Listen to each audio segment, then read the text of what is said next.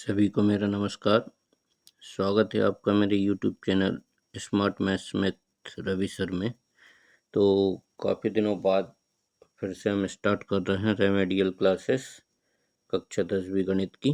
तो इसमें हम आज स्टार्ट कर रहे हैं अध्याय 3 दो चर वाले रैखिक समीकरण युग्म, है ना। तो दो चर वाले रैखिक समीकरण युग्म से मतलब ये होता है, पहले आप दोनों शब्दों का अर्थ समझें कि यहाँ पर है दो चर और है रैखिक समीकरण, है ना। तो इन दोनों में पहले शब्दों को समझें, ये दो चर और रैखिक, इसका क्या अर्थ होता है। दो चर से मतलब होता है कि दो वेरिएबल हैं एक्स और वाई, है ना। और रैखिक का मतलब होता है कि उन वेरिएबल की मैक्सिमम पावर एक होती है, अधिकतम घात एक होती है, तो वो रैखिक समीकरण होता है। तो इसका स्टैंडर्ड इक्वेशन अपन लिखते हैं कि ए एक्स प्लस बी वाई एक प्लस सी इक्वल टू 0। अब आप देख रहे हैं यहाँ पर एक्स और वाई ये दो चर हैं और इनकी अधिकतम घात कहीं भी एक से ज़्यादा नहीं है, तो ये होगा रैखिक समीकरण। क्लियर। तो पहले चैप्टर का अर्थ आप समझ गए होंगे कि दो चर वाले रैखिक समीकरण से मतलब ये है कि ऐसा समीकरण जिसमें कि वेरिएबल की जो घात है, जो अचर राशि है और जो चर राशि है, तो चर राशि क्या होंगी एक्स वाई, अचर राशि क्या होंगी इसमें ए बी सी, है ना। तो जो चर राशि है एक्स वाई, उनकी अधिकतम घात कितनी होगी एक होगी, और चर राशियां कितनी होंगी वो दो होंगी, एक्स और वाई हो गए यहाँ पर। तो ये होता है क्या, एक रैखिक समीकरण दो चर वाला। ठीक है। अब हम देखते हैं इसमें पहले प्रश्न को, निम्नलिखित में से दो चर वाले रैखिक समीकरण को पहचानो। तो ये मैंने अभी आपको यहाँ पर इसकी पहचान बताई है। पहले समीकरण को देखेंगे आप, यहाँ वेरिएबल एक्स पे चर राशि एक्स पर दो की घात है, इसको रिजेक्ट किया, है ना। दूसरे में वाई पर दो की घात है, इसको रिजेक्ट करो। इसमें एक्स और वाई दोनों पर दो की घात है, इसको रिजेक्ट करो। ये X plus B Y plus C के फॉर्म में है, तो ये डी वाला हमारा करेक्ट आंसर होगा। 5x plus 6y equal to 7। ठीक है।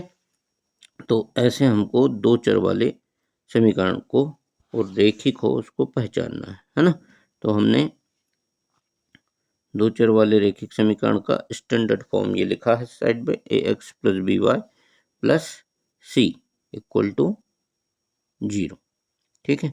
नेक्स्ट है A one upon A two not equal to B one upon B two हो तो रैखिक समीकरण युग्म जो है A one X plus B one Y plus C one equal to 0 और A two X plus B two Y plus C two बराबर 0 का क्या होगा, एक अद्वितीय हल होगा, कोई भी हल नहीं होगा, अंततः अनेक हल होंगे, या इनमें से कोई नहीं। तो हम देखें पहले, हमारे पास कंडीशन है कि A one upon A two बराबर नहीं होता है जब B one upon B two के, है ना। तो जब आप ये दोनों समीकरणों की तुलना करते हैं और A one upon A two और B one upon B two की वैल्यू निकालते हैं, मान निकालते हैं, और देखते हैं कि ये दोनों मान बराबर नहीं है, तो उस कंडीशन में समीकरण की जो रेखाएं हैं वो इस प्रकार से होती हैं, एक दूसरे को प्रतिच्छेद करती है और कितने बिंदुओं पर काट रही, केवल और केवल एक बिंदु पर। ठीक है।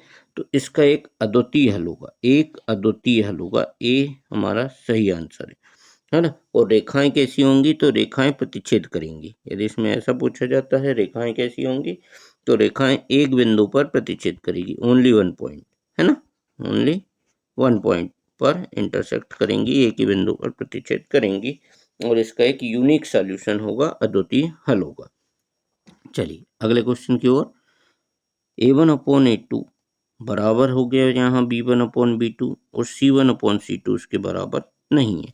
अब ये कंडीशन जो होती है किसकी होती है, समांतर रेखाओं की, है ना। यहाँ पर जो रेखाएं हैं कैसी हो जाएंगी, समांतर हो जाएंगी। तो हम बिल्कुल उसको डायग्राम से आपको समझा रहे हैं। ये कंडीशन जो होती है बेटा कि A one upon A two बराबर हो गया यहाँ B one upon B two के, और ये C one upon C two के बराबर नहीं है। तो इस कंडीशन में रेखाएं ऐसी होती हैं, बिल्कुल दोनों रेखाएं कैसी होती हैं, ऐसी समांतर। अब देखिए आप, ये दोनों रेखाएं एक दूसरे को कहीं भी काट नहीं रही है, और कभी भी समीकरण के हल कैसे होते हैं, जो दो रेखाएं हैं वो कितने बिंदुओं पर काटे उतने उसके हल होते हैं। तो यहाँ पर क्या है, दोनों रेखाएं एक दूसरे को बिल्कुल नहीं काट रही, यानी इसका कोई भी हल नहीं होगा। ठीक है, चलिए अगला। यहाँ अगली कंडीशन है कि A1/A2 बराबर है B1/B2 के, और ये बराबर है C1/C2 के। देखिए यहाँ पर दो तीनों बराबर, A1/A2 ये इसके बराबर है B1/B2 के, और ये बराबर है C1/C2 के। ठीक है, तो यहाँ पर रेखाएं कैसी होंगी, एक दूसरे के ऊपर हो जाएंगी, समाहित बिल्कुल संपाती हो जाएंगी। ये एक दूसरे के ऊपर हो गई रेखाएं दोनों, है ना। अब ये दोनों रेखाएं एक दूसरे के ऊपर हो गई तो अनंत बिंदुओं पर काट रही हैं। ठीक है, अनंत बिंदुओं पर काट रही हैं तो इसके अनंत हल होंगे। और रेखाएं कैसी होंगी, इन रेखाओं को कहते हैं हम संपाती रेखाएं। यदि रेखाएं पूछें तो रेखाएं संपाती होंगी।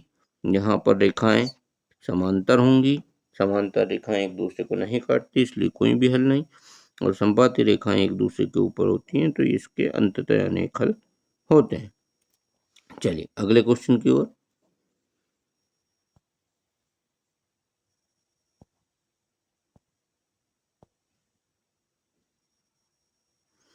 हाँ, अद्वितीय हल होने के लिए क्या कंडीशन है, पहले A1/A2 बराबर A1x plus B1y plus C1 equal to 0 है, और A2x plus B2y plus C2 equal to 0। तो यहाँ पर आप देखें कि जो समीकरण है उसका हमको अद्वितीय हल होने की शर्त बताना है। तो अद्वितीय हल के लिए हमने सबसे पहले ही देखा प्रश्न 2 में कि जब भी कंडीशन A1/A2 बराबर नहीं आए B1/B2 के, तो ये अद्वितीय हल की कंडीशन होती है। ये A वाला हमारे पास करेक्ट है। ठीक है,